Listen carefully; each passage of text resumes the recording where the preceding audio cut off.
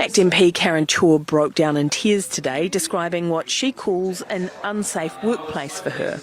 I can't control what the public is saying about my personal traits around being Māori enough or not being the right kind of traumatised person.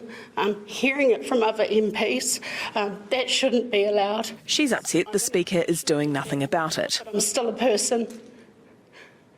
I'm still a person. And I feel like I'm getting that stripped away from me day by day in this place. I've had enough.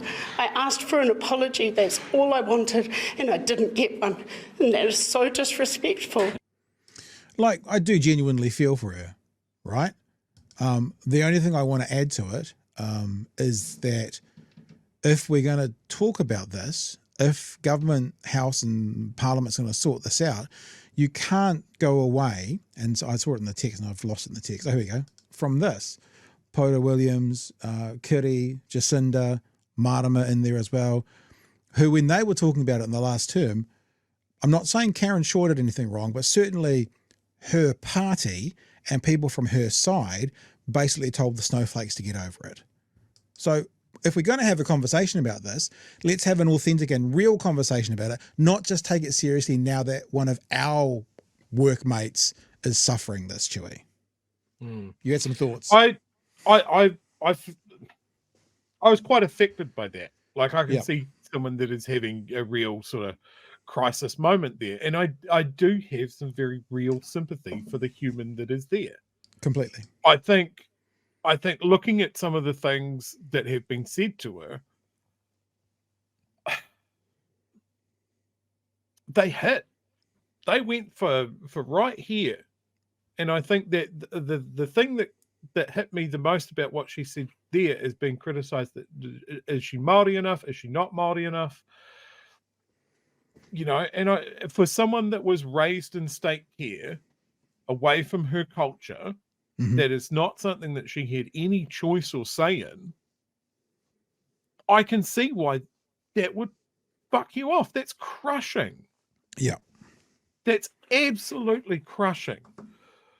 But it's also on the same thing. It's like, this is someone trying to show you that is a thing. That because you're happy with how you turned out and you survived that, that doesn't mean that it's going to work out the same for everybody else. Yeah. Like there's heaps of study done that being attached to your culture is important to how you come out. Yeah. And it avoids that whole thing of like, are you half in? Are you half out? Are you not this enough? Are you too much of this? It's a shitty quantum. And she's saying that's not good enough, and she's right, but at the same time, she's going too far over the other side of things and saying that the culture of their birth is not important at all and should never be considered.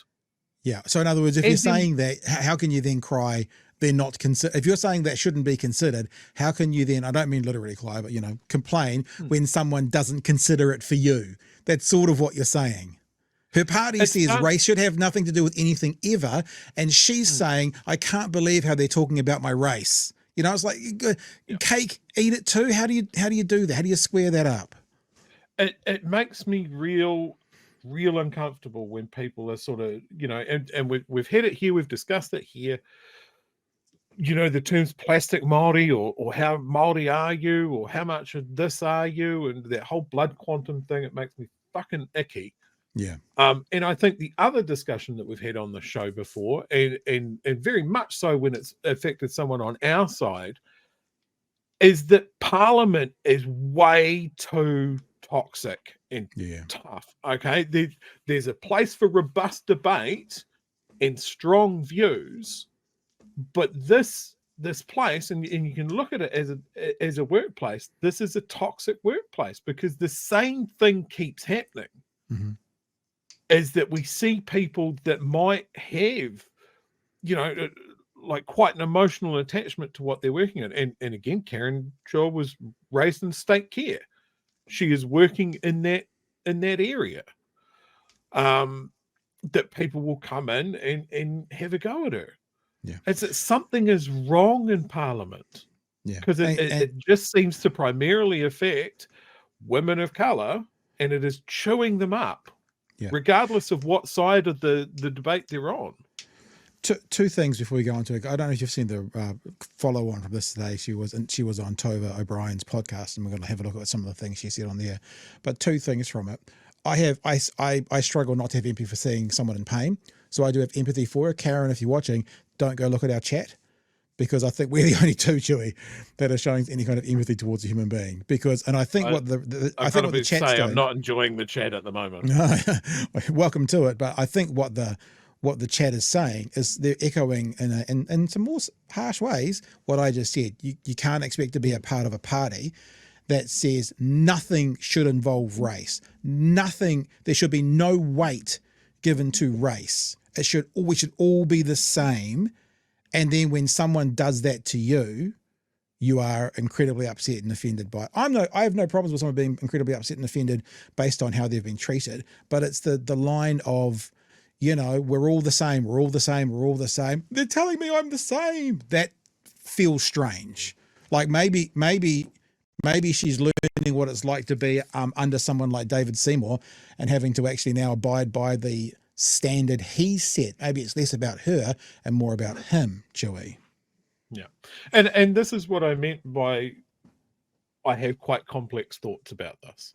Yeah. I think there's a systemic problem in Parliament, and I think there's a systemic problem when it comes to how MPs are in the House, and I think there's a systemic problem with how people treat MPs and how they talk about them in social media and all of that sort of thing. That is an issue that you can put in a box and put over here. But do you think it's in Parliament? Because you've identified women of colour. That would suggest to me a problem in society. Just because it happens to be in that building, does that mean it only happens in Parliament to women of colour? Or it's actually a societal, systemic issue, and this is just the Parliament's outworking of it? Yeah. I mean, Jacinda alluded to it. Kerry Allen alluded to it. We've seen it time and time again that if you try and show yourself the unarmored, here I am, here's the things I care about, you get chewed up. It's too much. You got to lock yourself away, and then we end up with a fucking building full of psychopaths who don't have any feelings, and you can put that in a box, and that's part of this discussion as well.